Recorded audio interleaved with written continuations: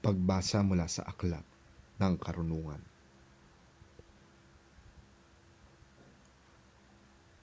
Ang karunungan na humugis sa lahat ng bagay ang siyang nagturo sa akin.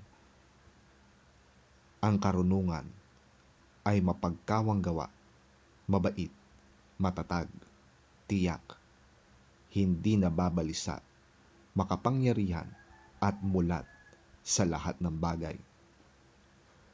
Ang karunungan ay laganap sa lahat ng diwang matalino, matalas at dalisay.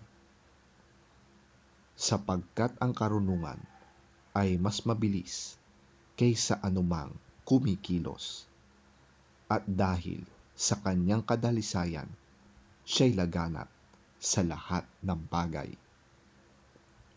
Siya ay tilamsik ng kapangyarihan ng Diyos, maningning na silahis ng kanyang kaluwalhatian.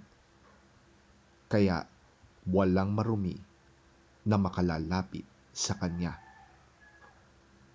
Siya ay sinag ng walang hanggang liwanag, salaming nagpapakita ng mga gawa at kabutihan ng Diyos. Bagamat nag-iisa ang karunungan, magagawa niya ang lahat ng bagay.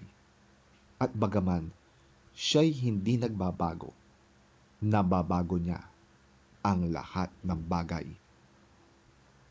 Sa lahat ng salinlahi, siya'y nananahan sa mga banal, at ang mga ito'y ginagawa niyang mga propeta at mga kaibigan ng Diyos. Walang pinakamamahal ang Diyos nang higit pa sa mga taong nalulugod sa karunungan. Ang karunungan ay mas maganda kaysa araw, higit ang kagandahan kaysa mga bituin, at higit pa sa liwanag. Sapagkat ang liwanag ay napapalitan ng dilim, ngunit ang karunungan ay di malulupig ng masama kailanman.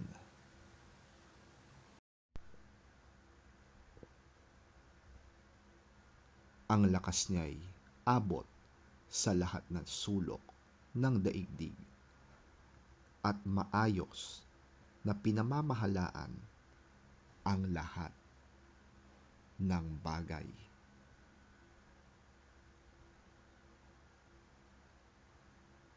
Ang salita ng Diyos. Salamat sa Diyos. Ang mabuting balita ng Panginoon ayon kay San Lucas. Papuri sa iyo, Panginoon. Minsan, si Jesus ay tinanong ng mga Pariseo kung kailan magsisimula ang paghahari ng Diyos. Sumagot siya, walang makikitang palatandaan ng pagsisimula ng paghahari ng Diyos, at wala ring magsasabing nagsimula na ito dito o doon. Sapagkat ang totoo'y naghahari na ang Diyos sa inyo. At sinabi niya sa mga alagad, darating ang panahon na hahangarin ninyong makita ang isa sa mga araw ng Anak ng Tao, ngunit hindi ninyo ito makikita. May magsasabi sa inyo, naroon siya, o narito siya. Huwag kayong pumunta at huwag kayong maniniwala sa kanila. Sapagkat pagsapit ng takdang araw, ang Anak ng Tao ay darating na parang kidlat na nagliliwanag sa buong kalangitan sa isang iglap. Ngunit kailangan munang magdanas siya ng maraming hirap at itakwil ng mga tao sa panahong ito.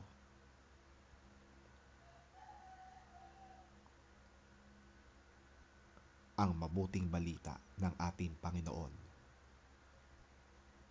Pinupuri ka namin, Panginoong Hesukristo.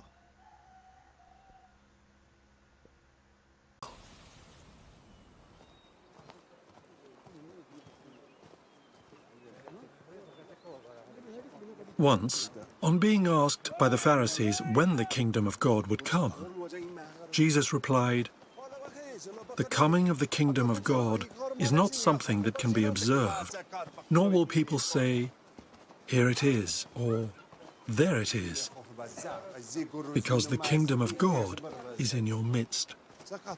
Then he said to his disciples, "The time is coming when you will long to see one of the days of the Son of Man, but you will not see it. People will tell you, 'There he is,' or 'Here he is.' Do not go running off after them, for the Son of Man in his day will be like the lightning which flashes and lights up the sky from one end to the other. But first, he must suffer many things and be rejected by this generation."